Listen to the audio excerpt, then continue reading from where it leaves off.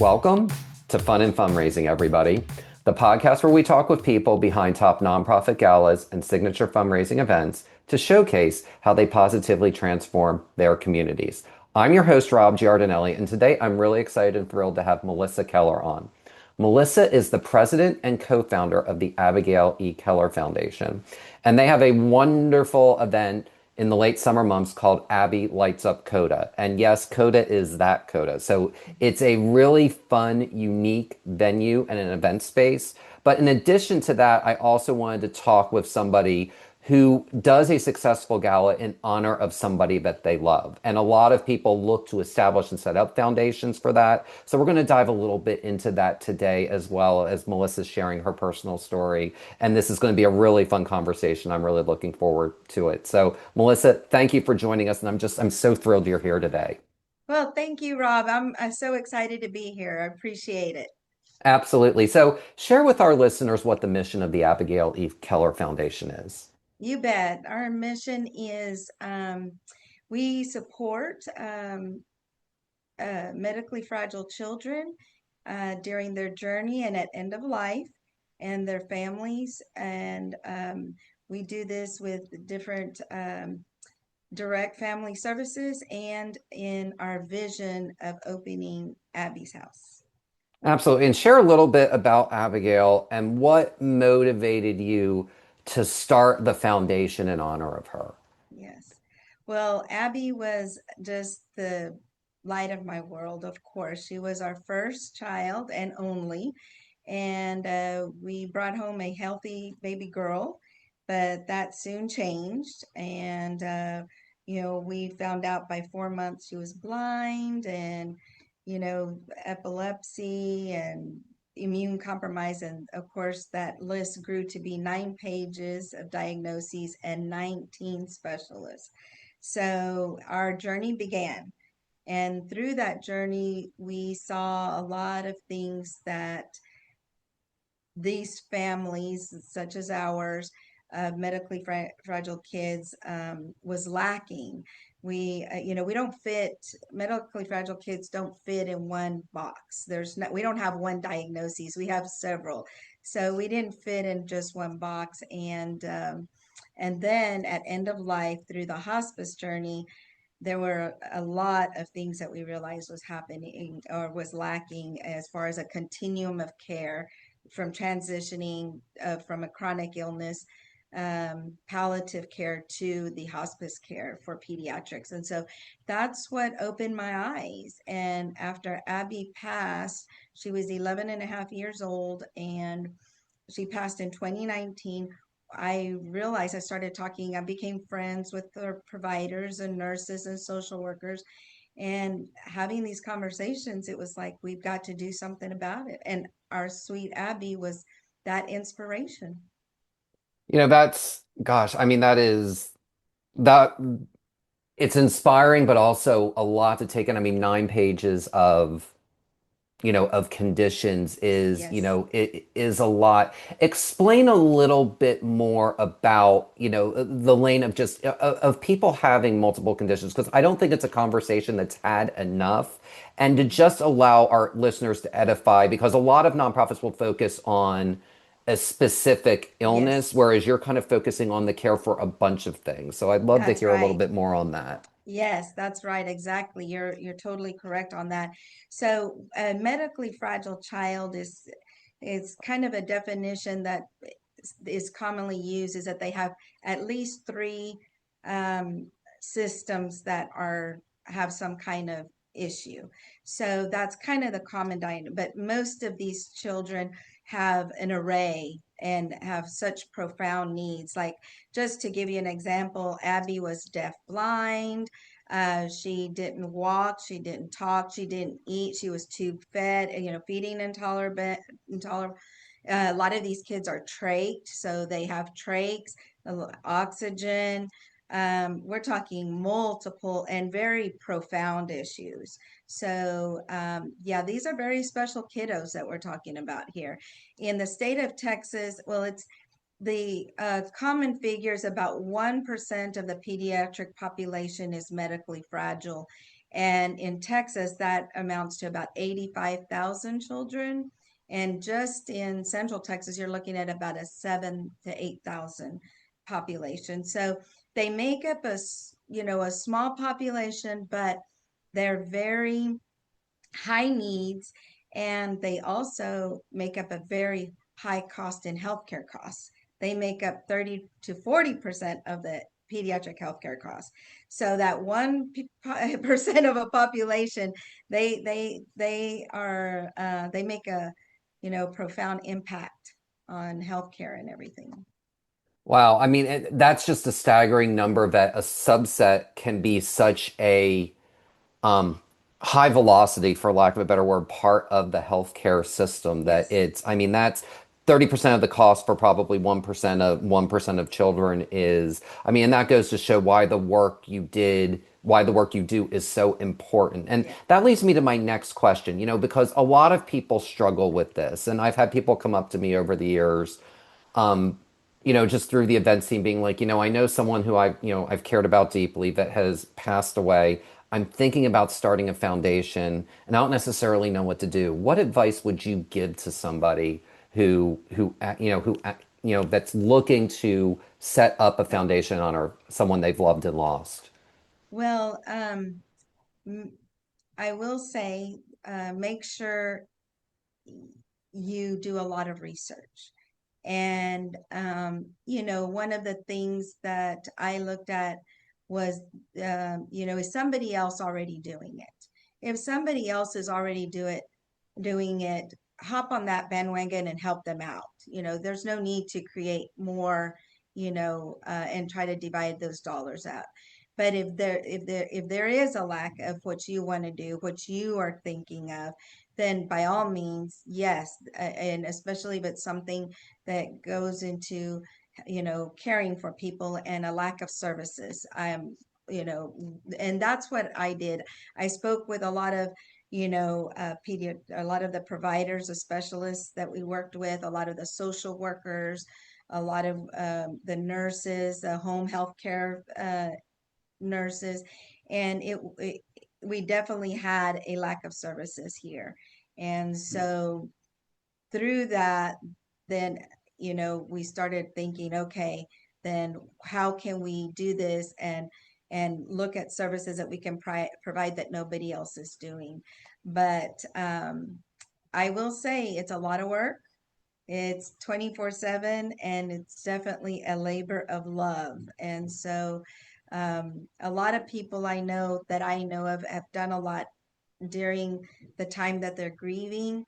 So I would say take time to really think it over, because it takes a lot of emotion also to do it. And um, I have to say that this was part of my grieving process, but a lot of people, everybody grieves differently. So And I'm really glad you said that everyone grieves differently, but also to make sure that it's something that you're not, if you're establishing a foundation, what I heard you say was it shouldn't be a tool to help you grieve. It should be exactly. something that helps others go through what you went through. Exactly. That's exactly correct. And definitely you need to, make sure that you're good with that, because it's a difficult process. It really is. And you don't want to start something um and you can't follow through, or you start a foundation and then it doesn't work out. Found the hundreds of foundations, they get created every day, but only a few you know succeed, and they get past that 3 to 4 year point. And so just I would just recommend, make sure it's in your heart, make sure it's something that is lacking in services. And like I said, there's a lot of great foundations out there, a lot. And even putting your heart into one of those that's already established is a good thing. And so just, make sure you're doing it for the right reasons.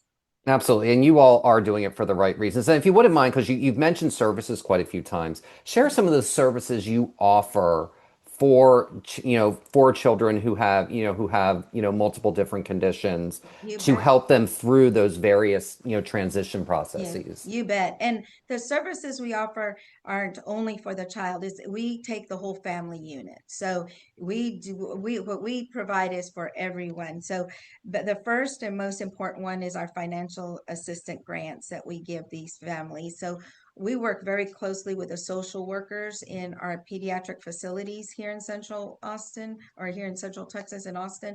And they will refer families to us that are going through hardship. Like, if a child was in an extended hospital stay over the last month and one of the parents couldn't work and they need extra help, we offer these grants. Are just, they're $1,000 grants, which can help these families bridge some of those financial gaps that they might need. We have a 1 year larger grant, the Butterfly Grant, that we just started 2 years ago, that we're very proud of. And that is a $5,000 grant to a family that's gone through extenuating circumstances with their child. And the social workers, again, they submit those applications and we go through those in July.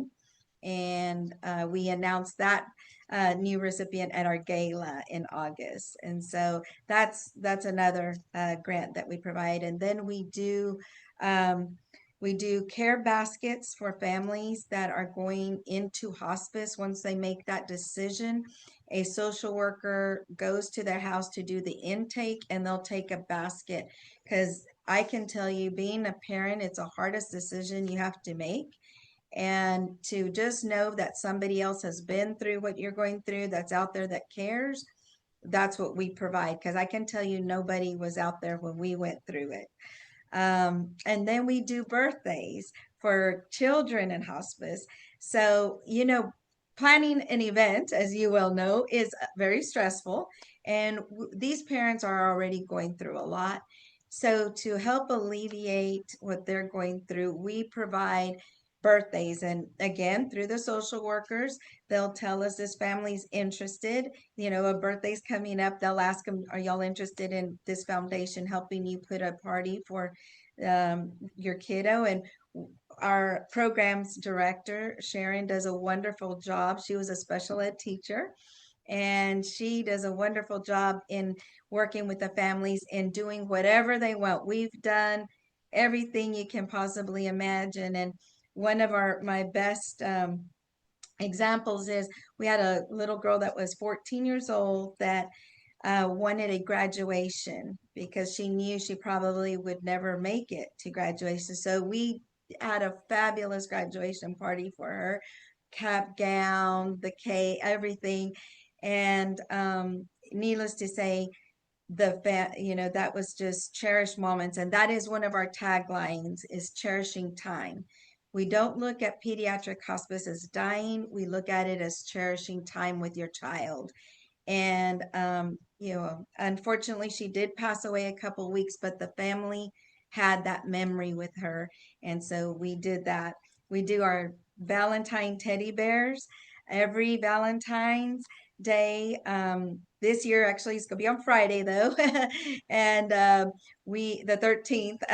But we're every Valentine's Day we do a teddy bear campaign, and we get teddy bears, and we deliver them on Valentine's Day to the children's hospital facilities here in Austin. And so those are our direct family services. And then, of course, we have our Pink Santa program, and that program just keeps growing. We give out $250 HEB gift cards to families that might need a little extra help during the holidays. And then this past year, we just brought on Santa visits to the hospice kids. And that was a huge success because those kiddos can't leave their home. And so for Santa to come to their home was a huge success with their families and the siblings. So, as I said, the family services are for the families. And we're very proud of what we've done and how far we've come. And those programs just keep getting bigger and bigger and bigger. And then we have our vision, our Abbey House vision. in addition to the direct family services. I'm really glad you outlined all those. And the one thing I took away was, yes, there's the financial component, but there's also the emotional component, which, if you're going through the process of losing someone, especially someone before their time, Yes, that is something that there's just an extra weight to that than, than someone who's in their 90s who may pass away, as an exactly. example. Exactly. That's a circle of life. That's Yes. life. And this is not. And so it is a burden. It's a heavy burden and it's a hard burden. And but we're there for these families. That's what we're here for.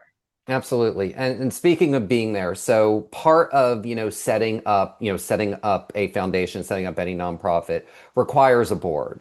So That's right. talk about when you first started the foundation, how you went about selecting initial people to be a part of that board. And obviously it has changed a lot since it started. It always does. Yes, But those exactly. initial things of doing that, because I think that's the one thing that trips people up with, if you're doing a nonprofit, you have to have a board of some sort. That's correct.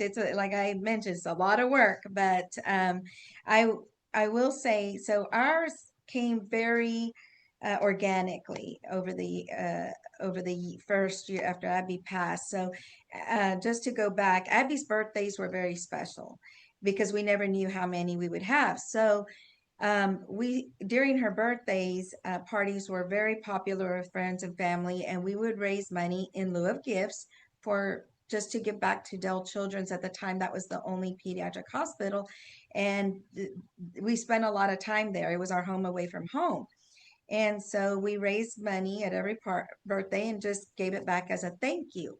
Well, after she passed, everybody asked, what are we going to do for her birthday? Because her birthdays grew. I mean, her first birthday, we raised $600. And by her 11th birthday, we raised over 7,000. So everybody was like, okay, what are we going to do? What are we going to do? And I didn't want a kiddie party. And so I told some friends, we had like a circle of 6, 7 friends, and I said, let's just do like an adult dinner, friends and family. We'll just have our box like we always did, and we'll just raise money and for the hospital like we always have. So those meetings of doing this dinner became a little more official and official. Every meeting became a little more official.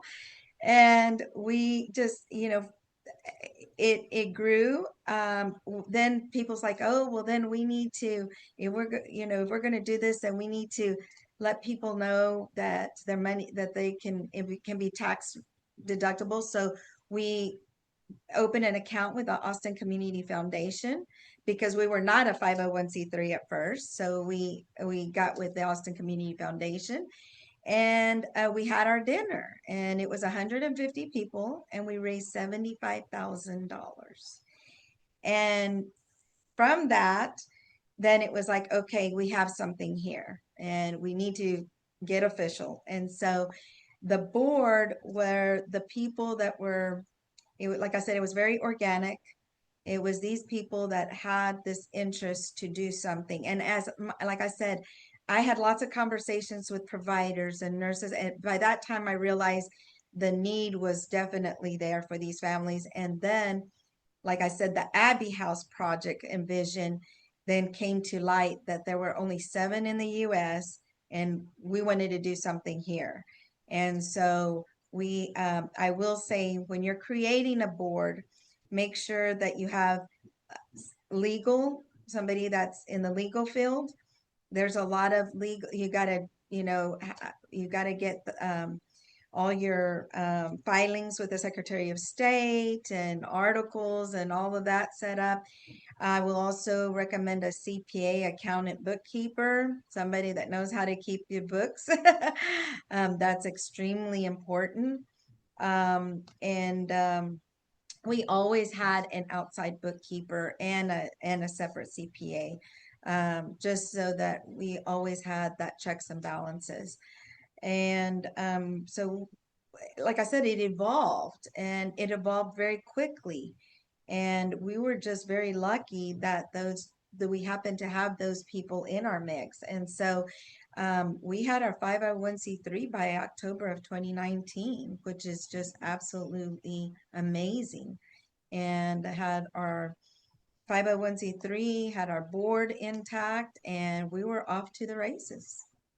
Wow. I mean, I love how it organically grew. And I want to dive into, kind of a couple of pieces, but the first one is it grew from a birthday party to, and it evolved, after Abby passed into, kind of an adult dinner, to where it is, today at COTA. And I have two questions, and we'll address the first one first. And that is, obviously, you were doing a very, very, very effective job of conveying why this was needed and why this was important for it to organically grow. So, talk about how important having that dinner that turned into a gala was in helping you build strong relationships with people who are interested in the organization, potential Yes. donors, and all those other folks in that community that you were in the middle of building.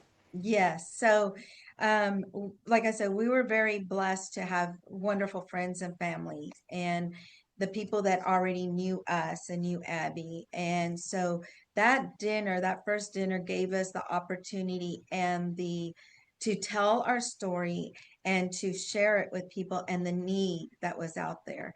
And that is, talk about grassroots. Everybody in that room is still with us today. They know they saw what we went through. They saw what needs to be done and continues to need to that continues to be, needs to be done today. So they saw that, and they like I said, probably 99 of those people that were sitting in that room are still with us today.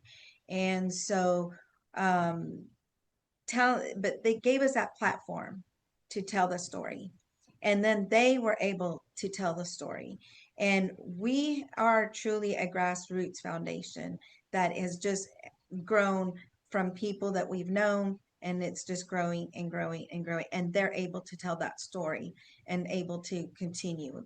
And so that's what that first dinner allowed us to give. It gave us that platform. And the platform scaled, and it scaled all the way to COTA. So, Yeah. so before we dive into how you do the gala at COTA, I think it would be interesting to understand how the partnership with COTA formed for Oh, you and how that came to be. and that was also a another story. So when Abby couldn't travel. I mean, after a few years, we realized she couldn't travel, and most of these kids can't. They have so much equipment, assistive devices, and everything, and so it's very difficult to travel with these children. And so when they built COTA, my husband and I were like, "Wow, this is a." International venue here now that, all these people from all over the world are coming to Austin. And so Abby got us into racing. And so we went to every single event out there. I mean, and everybody got to know Abby. So she had the red carpet treatment out there. And so that was kind of how we developed that relationship with COTA. And after she passed, my husband reached out to them and told them what we were doing.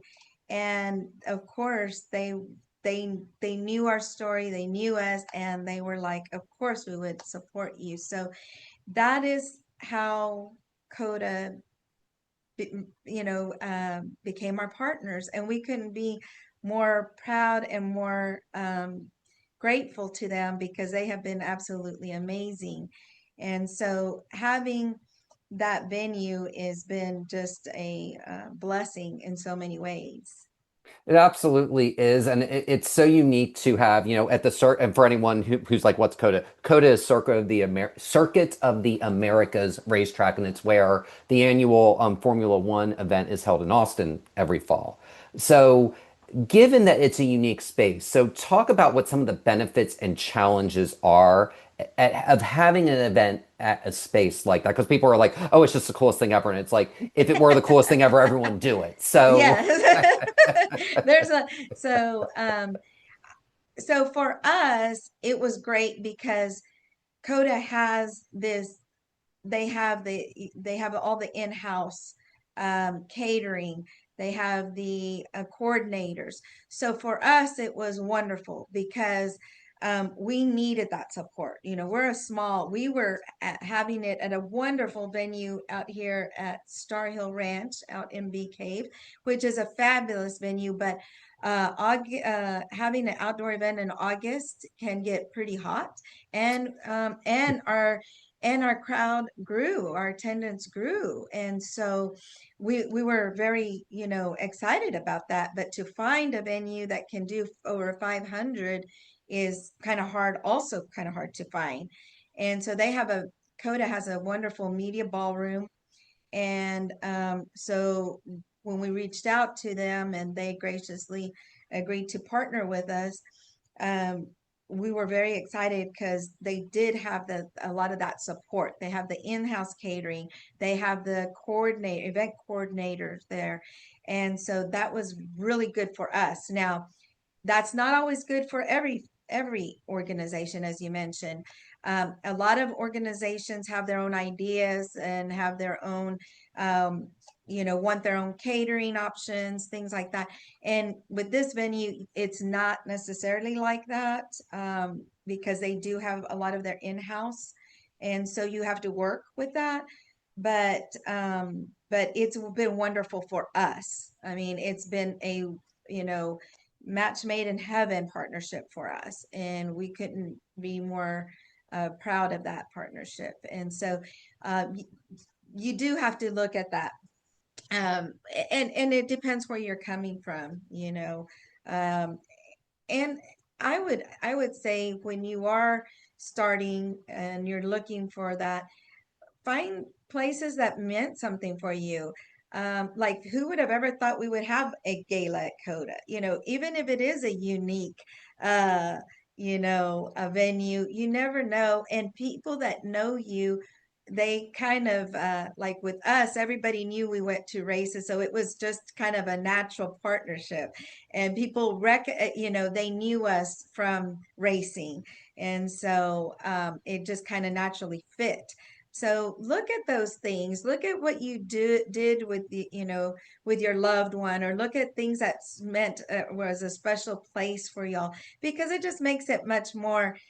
It makes it much more special. what I loved about that is one, that it happened organically, like all, like a lot of really good events do. It happened organically because Abby took you all as a family to COTA.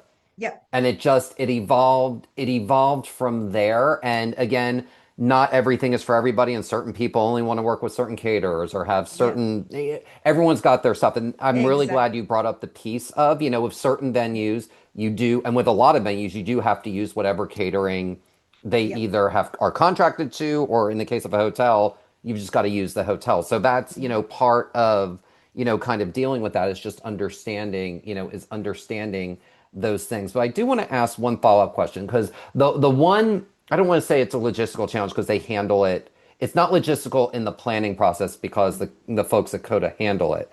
But for your guest, it is an extremely large space. And anyone who's ever traveled to a stadium for a Yes. baseball game, a football game, a Formula One Yes. race, they are large spaces. So talk about how you all create an experience so guests know this is where I need to pull in, or there are some, or however you do it so that the guests are getting there, because you want the guests to get there efficiently so that they're not crabby, especially if you're having the gala in August when it's hot, Yes. so that they you give. So you talk a little bet. bit about how you all do that. Yeah, it is a huge venue, and of course, with a lot of their help and coordination, we've been able to make it more of an intimate event. And our 600 people is nothing compared to the 300,000 that they host, True. during their events. So to make it intimate, we do work very closely with their coordinator and their traffic and their caterers and everything. You have to be,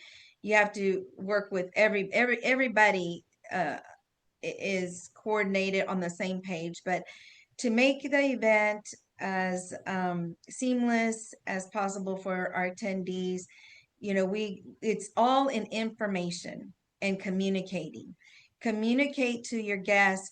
We have maps where to park, of course, because there are multiple parking lots. We have maps, directing them there. We um and we go out with all this information prior to the event. We use the one cost event platform, which is very good, where that we can text to all registered attendees prior to the event to let them know any type of announcements or anything, check-in information. um you know we try to just let them know as much as they possibly can prior to the event, in regards to parking, registering, um, registration, check-in, their table numbers. I mean, this just keeps going and going as far as giving them as much information as possible. And the more information they have, the better. They're not there having to ask you or call somebody, or they don't feel like they don't know where they're going. And like you said, in a large venue, it's even more important because there are multiple parking spots, there are multiple entrances, there are different places that they could, get lost. And so it's all in the communicating. It really is. I'm glad you mentioned that. And there is no such thing as too much information when you're doing a know before you go. And when you have Exactly. 500 people, just think about if you put 500 of people in any room, there are always going to be, let's just say 5%, and that would be outliers. That means 25 people are going to ask questions that you never, ever, ever, ever thought of. And that's why the communication and being fully transparent, there is going to be a certain thing that comes up with the guest. And it's like, and I've gone to close to 2,500 events now.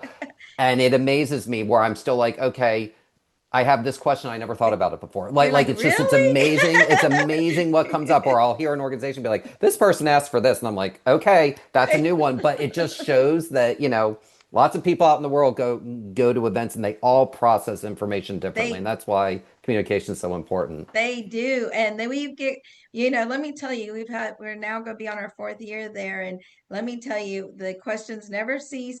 And and especially cease to amaze me, because it's like, oh, we didn't even think of that. Or we've been here, already for a year. So yes, there's always questions. And like I said, we just try to communicate as much as we can with our guests. Absolutely. And, speaking of guests, so talk about, I want to kind of go back to the board and how you utilize and leverage the board you have to help make sure you're driving donors, donations, and attendance to your gala. So talk about how you leverage your board to do that. Well, our board is instrumental and they are awesome. And so we had what we call our founding board members.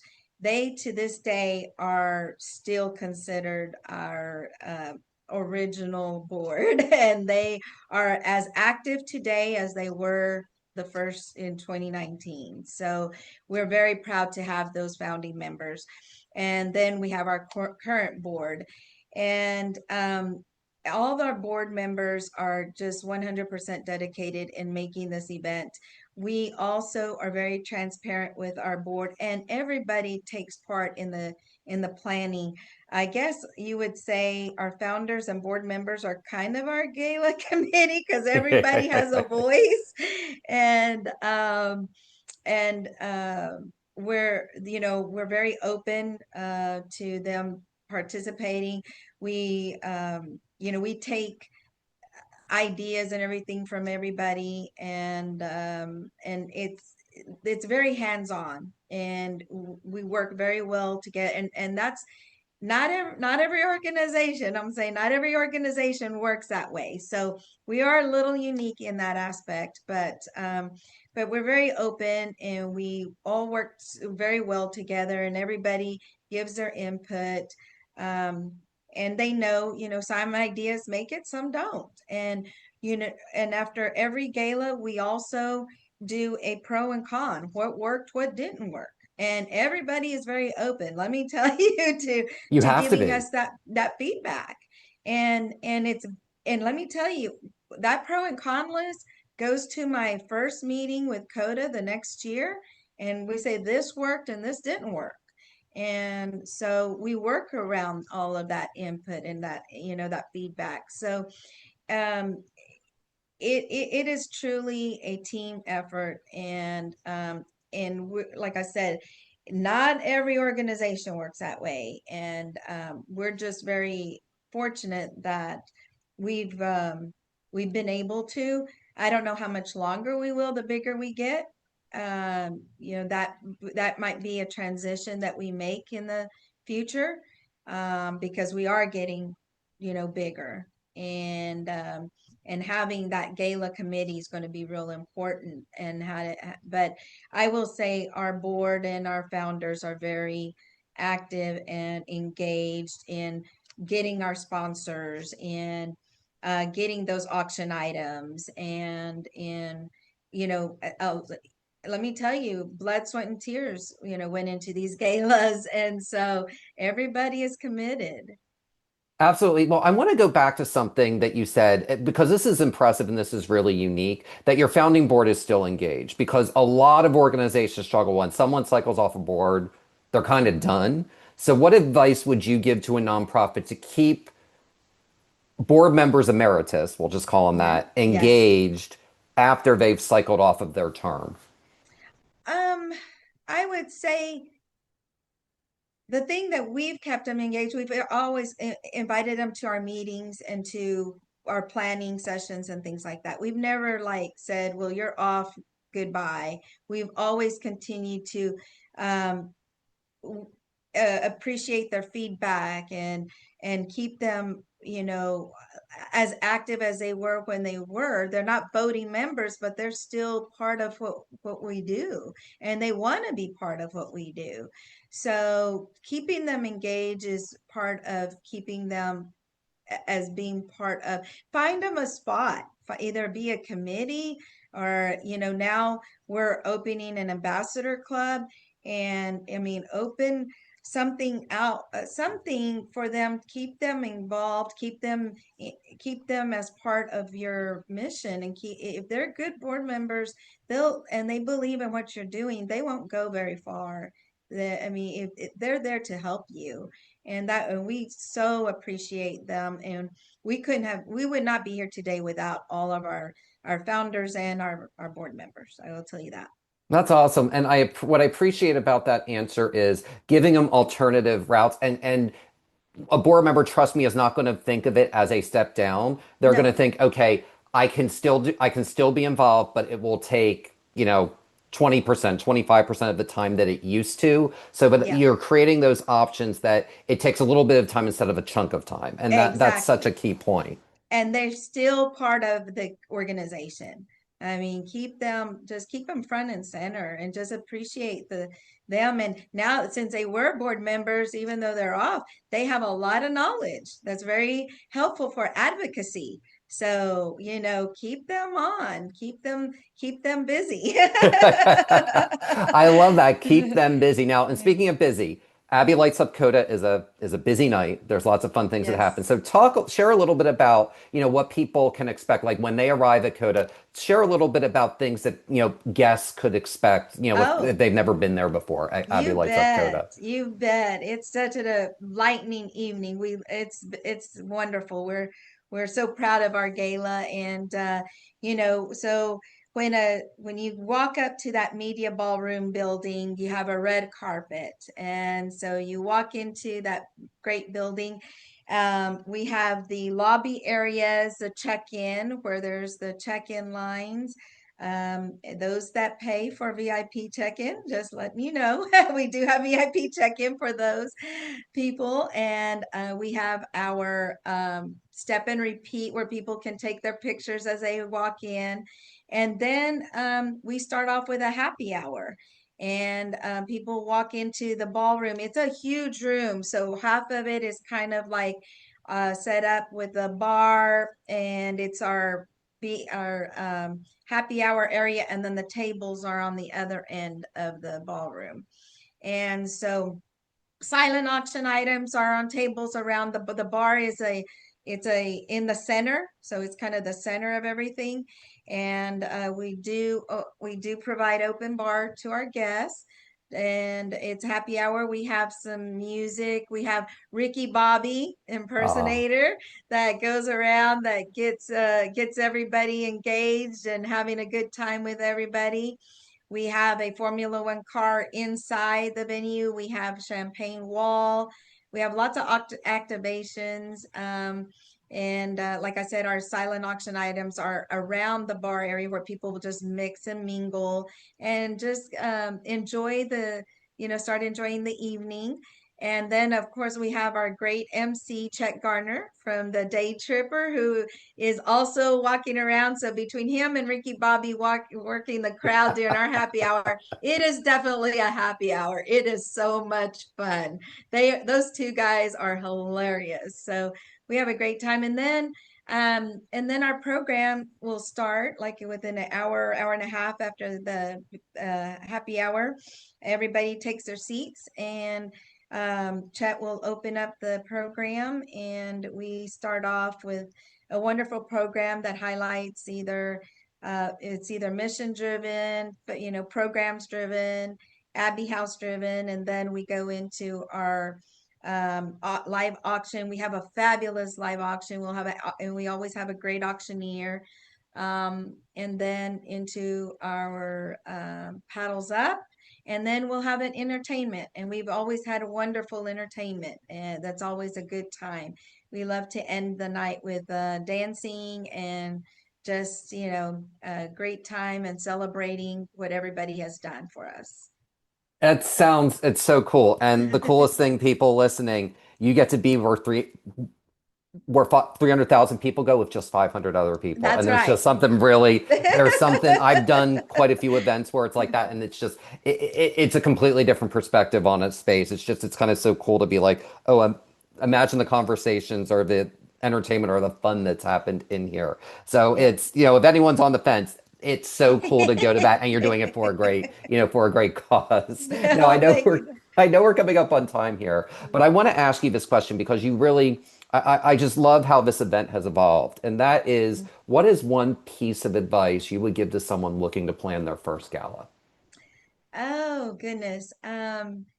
Definitely, I would say don't underestimate the amount of work that goes into it. I will tell you, to put an event together takes and make sure you have plenty of people, because it takes people to put on an event. It takes a lot of people. And it's great if you have people that have done it before, that know how to help plan it out, or people with a lot of that have an eye for detail, because there's a lot of little details. So just have a great team around you. Surround yourself with people that can help you, that are willing to help you.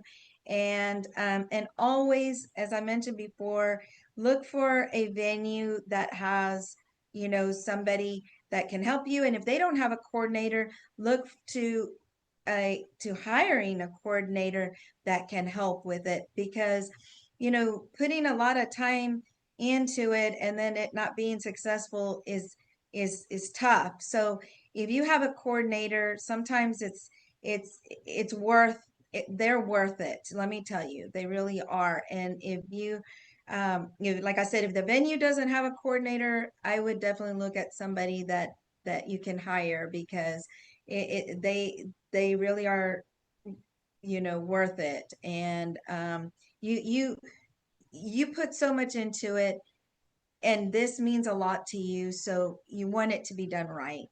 And that's, I guess, my bit of advice. Well, that it's absolutely true. It takes a community. I won't even say it takes a village. It takes a community to put it That's for on. sure. But the piece you mentioned about having someone plan, you need somebody to run the trains on time, because if you didn't, Melissa would be running around putting out fires when Melissa's number one priority really needs to be engaging with potential donors so that her gala continues to increase. So that was the perfect I know there's plenty of concerts there. That was the perfect mic drop moment to end on. And and Melissa, congratulations in advance. I know this is going to be your best Abbey Lights Up COTA yet. And Oh, just thank you so much for joining us today. well, thank you. I appreciate it. I appreciate everything you do and helping all of the wonderful nonprofits that our community has. And I appreciate the time. Thank you. Absolutely. And Abbey Lights Up COTA, benefiting the Abigail E. Keller Foundation, will be held on August 22nd, 2026 at Circuits of the Americas in Austin, Texas. For more information, please visit aekellerfoundation.org. And that will do it for this episode of Fun and Fundraising. I'm your host, Rob Giardinelli, reminding you to keep it fun, keep it interesting, and your guests will have a great time. Have a great day, everyone, and take care.